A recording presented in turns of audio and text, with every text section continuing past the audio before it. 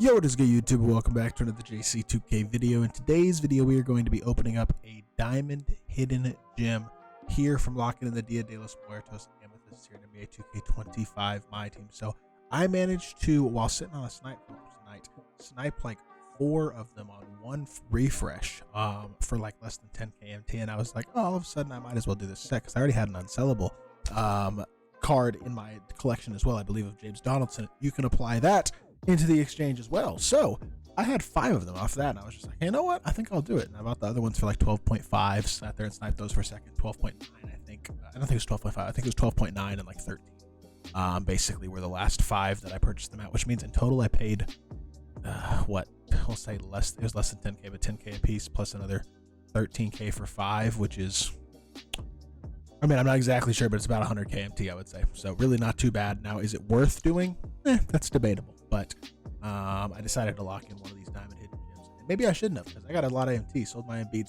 sold a bunch of other stuff. And so I'm at a good chunk of MT, but I'm hoping to get somebody good, and still hoping to be able to get Wimby sometime this weekend, or maybe sooner than that, potentially, if I get lucky with some MT and stuff like that. But yeah, definitely sitting here thinking about what I can do with the squad, and we're gonna lock in here today for the last piece, I guess, for this diamond hidden gem. So hoping, fingers crossed, that I'm able to get something good out of this pack. And yeah, we'll see what happens, I guess, with this diamond hidden gem. So this is the last one we need, and we will lock it in right now. If you haven't already, make sure you hit that subscribe button. Help me push towards the 40,000 subscriber mark on the channel. I upload every single day, tons of consistent daily My Team content. Would really appreciate it if y'all do subscribe. Staying up real late to record these videos, actually, as I record this one, because I'm going to be doing stuff all day. Going to actually visit the Kansas City Chiefs stadium, so that's going to be neat. But y'all probably don't care about that. Anyways, we're staying up late. We're grinding out content even on vacation, and we really appreciate it if y'all do subscribe. But with that being said, that is a much longer than necessary intro. There are 272 diamond hidden gems as of right now that I could open. Now, by the time y'all see this video, leaks will probably be out, and I guess there's a possibility that I pull a diamond in this video that winds up being in tomorrow's packs, which would be nuts. I kind of hope I don't, obviously, but I will say, again, I think I've said this a couple times in the last week or so when I've opened up these diamond hidden gems, I don't want a shooting guard small forward. Now, I say that, I got a small forward in Rudy Gay in my last one, which you actually saw earlier today. Y'all are getting a bunch of hidden gem openings today. Why I'm doing 2 in one day, I'm not totally sure, but I just kind of felt like it. So here we are. With that being said, yeah, I don't know. We'll see what happens, right? Because I said earlier today I didn't want a small forward, and I got Rudy Gay. So, I mean, obviously, guys, I want Michael Richardson, Kwame Brown, Jeff Green would be good at the 4. Jack Sikma would be an awesome 5. There's a bunch of other ones. AC Green's a stud. Rudy Lewis was a stud. Jalen Williams, I mean, I don't really want another small forward. I guess he'd come off my bench. Kirk Heinrich's really good. I'd use him in all likelihood as well.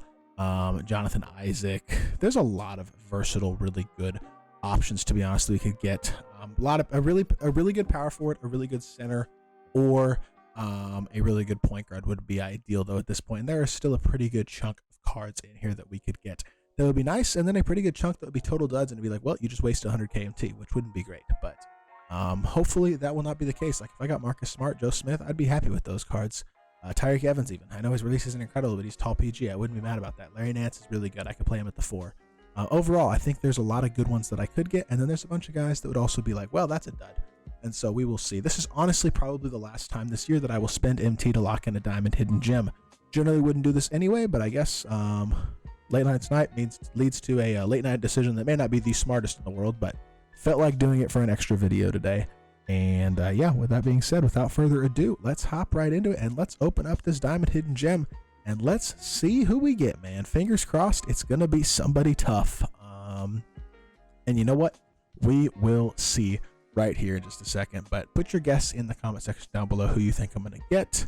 I am going to close my eyes once I see the position. Actually, no, I'm not. I'm going to close my eyes once I see the stat. And I'm going to hopefully be surprised by a card that I want. Eastern Conference 93 ball handle. That could be a guard. That could be really good. That could be really good. That could be really, really bad, because it could be a bum short point guard. Who is it going to be? I'm opening my eyes in 3, 2, 1. That's terrible. Hell, I just threw away 100 KMT for no reason. That is awful. Nate Archibald. Legitimately probably one of the worst diamonds that you can get hidden gem wise. wow, I'm going to put him in my lineup one time to show y'all why this card sucks so much, and then I'm never going to touch him again. In fact, I'm probably going to exchange him and a couple other spare diamonds I have in my collection here at the end of this video. With that being said, Nate Archibald is 3 Hoffs, Diamond and Lightning Launcher good, but only 13 total badges as an entire card. He has a 73 ball as a 6'1" non-dunking point guard. He can't dunk, he can't really shoot, his badges suck. Even defensively, he has no interior at all, and his perimeter stats are terrible. This is legitimately one of the worst diamond cards in life.